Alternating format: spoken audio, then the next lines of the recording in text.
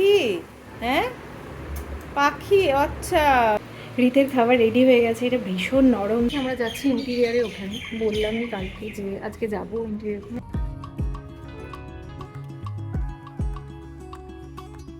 কি কি কি কি রীত নাকি রীত?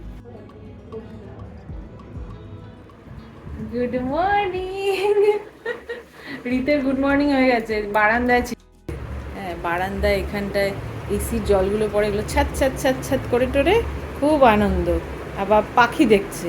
ও ওদিকে পাখি। হ্যাঁ, পাখি। আচ্ছা, ওইখানে বসে আছে পাখি। বলে বলে ওইদিকে বসে আছে পাখি, দেখেছো? হ্যাঁ হ্যাঁ, কি? কই নেই তো, পাখি চলে গেছে। আজকেও ভালো গরম।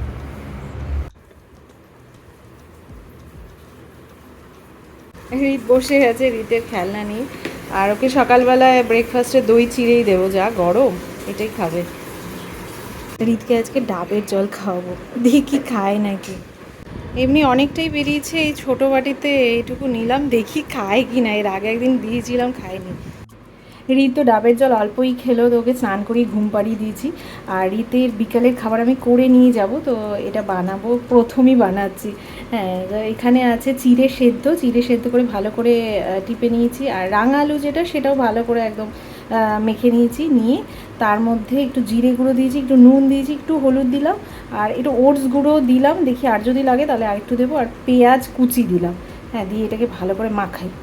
এই যে এরকম একটা শেপ দিলাম। আমি না খেয়েও দেখলাম, ভালো লাগছে খেতে। আর একটু মশলা টশলা দেওয়াই যায়, কিন্তু আমি ইচ্ছে করেই আর রীতের এটাতে মশলা টশলা অত দিলাম না। হ্যাঁ, হালকাই থাকুক। এবার বাটারে ভেজে নেব। এটা বাটারেই ভাজছি। আর চাইলে না এর মধ্যে একটু ধনেপাতা কুচিও দেওয়া যেতে পারতো, এমনি কিন্তু ভালোই লাগছে। রীতের খাবার রেডি হয়ে গেছে। এটা ভীষণ নরম, তো আলগা করে উল্টাতে হবে। হ্যাঁ, খুব সুন্দর তো দেখতে হয়েছে, খেতেও বেশ ভালোই হয়েছে, আশা করি খাবে। হ্যাঁ, আর এটা কিন্তু বড়রাও খেতে পারবে। আজকেও রীতের খিচুড়ি করেছি। এর মধ্যে ওই চাল ডাল, ওই মুসুর ডালটাই নিই।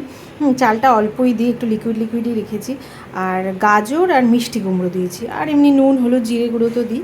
দিয়ে ওই সিটি দেওয়া, এর মধ্যে বাটার দেওয়া আছে।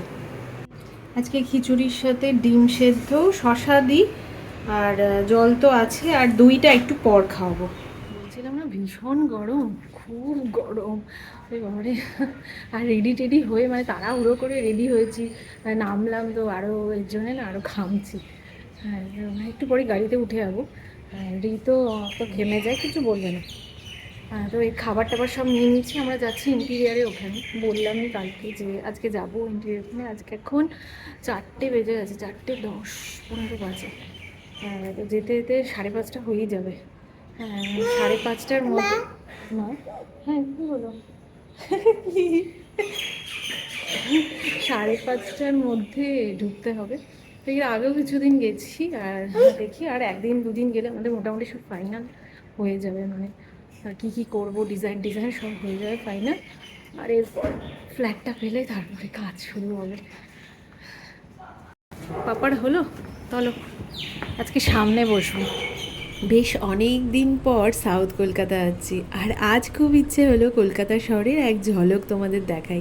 যারা বাইরে থাকো তারা অনেকেই দেখতে চাও নিজের শহরটা। আমরাও যখন বাইরে থাকতাম না, তখন আমাদেরও খুব ইচ্ছে করতো নিজের শহর দেখার।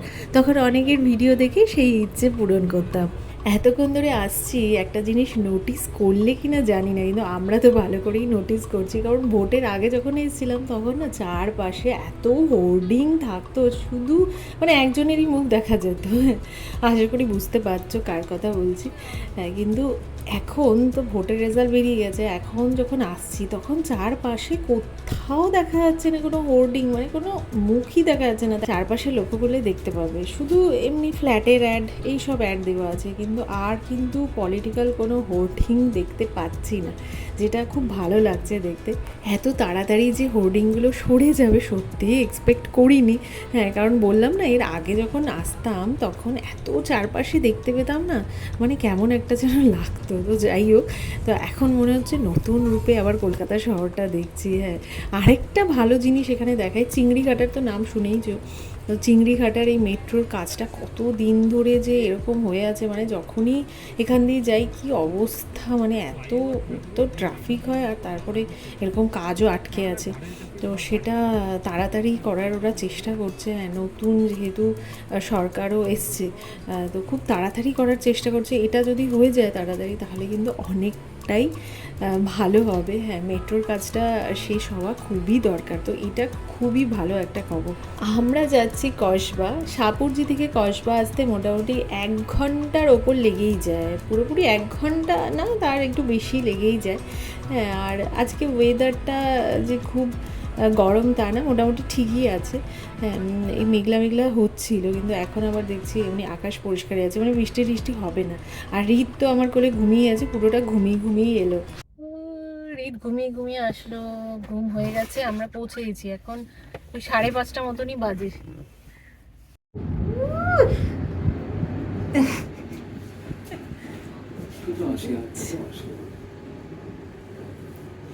রিত আমাদের দুজনকে না একসাথে কথা বলতেই দেয় না। ওকে নিয়ে বসেছিলাম, এক ফোঁটা বসবে না চুপ করে, তাই ওকে এদিকে নিয়ে আসলাম। সৌম্য কথা বলছে, আবার সৌম্য ওকে ধরবে, আমি কথা বলবো, এই করি।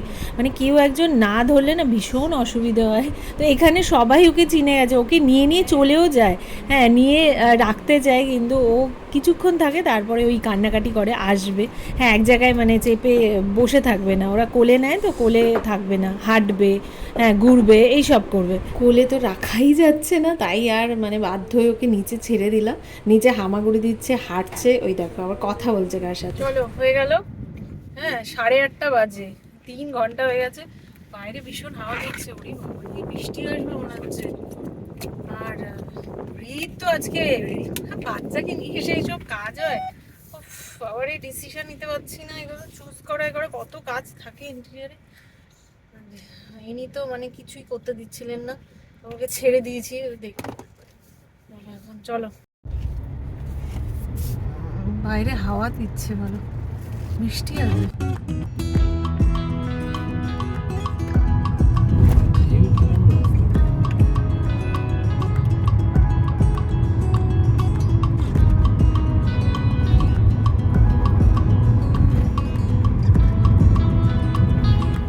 আসার সময় এগুলো বিক্রি হচ্ছিল, সৌম্য দেখে দাঁড় করালো, কিছুতেই না নিয়ে আসবে না, ঈদের জন্য নেবেই।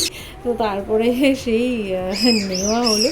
আমি তো বলছি মানে এখন বাচ্চারা না মানে একটা জিনিস নিয়ে খেলতে খেলতেই বোর হয়ে যায়, মানে বেশিক্ষণ আর খেলে এটা নিয়ে যাই না কতদিন খেলবে।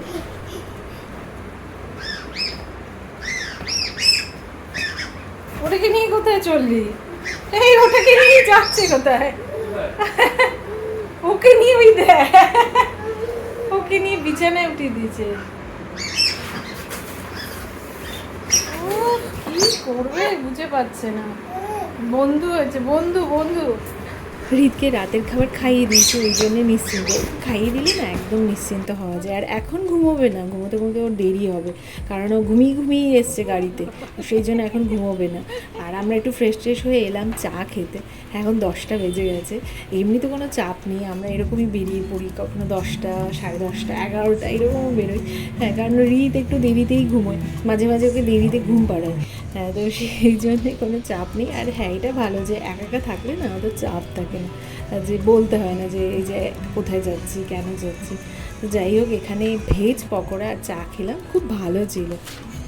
আর রিতকে যেখানেই নিয়ে যাবো সেখানে দিদি ভাই ও পেয়েই যায়। এখানে তো ভেজ পকোড়া খেলাম, খুবই ভালো ছিল। মানে ভেজ তো আমরা মানে খাওয়াই হয় না ভেজ আমাদের, আসলে এখানে নন ভেজ খাই। ভেজ পকোড়া যে এত সুন্দর বলছে, খুব সুন্দর। হ্যাঁ, চাটাও ভালো ছিল কিন্তু কম ছিল, আর একটু চাটা খেলে ভালো হতো। আর রিতকে তো যে দেখে সেই এখন আদর করতে থাকে। চলো, ছোট পুচকু, ওকে দেখে ওর সাথে একদম মানে ওর কাছে ওকে দুধ খাওয়াচ্ছে, ওর সঙ্গে গল্প করছে, কি করে যাচ্ছে, খুব ভালো।